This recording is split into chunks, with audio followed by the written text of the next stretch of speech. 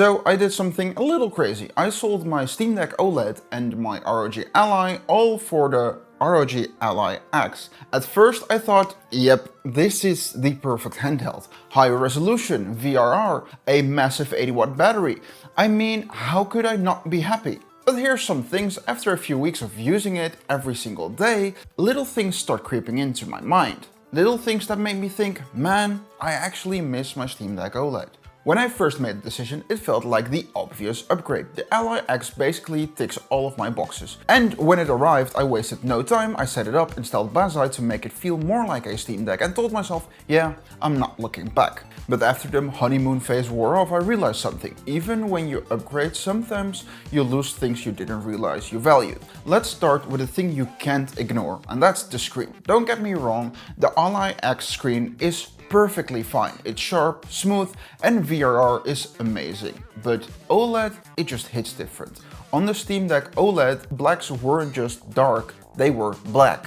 Colors popped in a way that made every game feel a bit more alive, and HDR, it wasn't something I thought I needed until I lost it. Now, when I boot up a game, I can tell. It's still good, don't get me wrong, just not OLED good. If you're liking this video so far, please consider subscribing. We're nearly at 1400 subscribers. Then there's something I never thought I'd notice. The shape. The OLED is wider than the Ally X, but somehow is thinner, and that makes it more portable.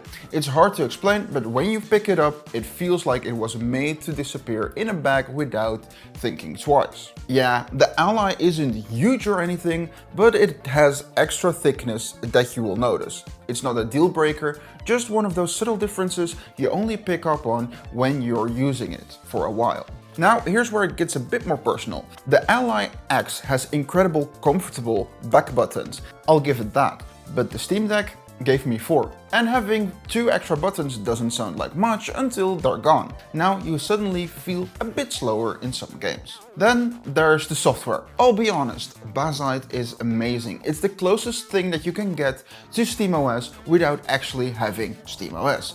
The interface, the feel, and even the little details, it's almost perfect. But almost is the key word here, because it still relies on third-party tools like Handheld Daemon. And every once in a while where that extra menu pops up, it's just a little reminder that this isn't SteamOS. Not yet. And now for the most unexpected one, the trackpads. I was never a person that played entire games with trackpads. Most of the library that I play with, I don't even need them. But typing in my password, logging into accounts, and navigating a web page, the trackpads made it so much smoother and almost effortless. On the Ally X I can still type, but it does feel slower and less natural. Now, don't get me wrong, the Ally X is incredible. That extra power, perfect for newer and more demanding games. 80-watt-hour battery, absolutely ridiculous on a handheld, and I love it. And the VRR screen, smooth enough that I pick it over tearing every day. But when you've used a Steam Deck OLED, there are certain things that stick with you.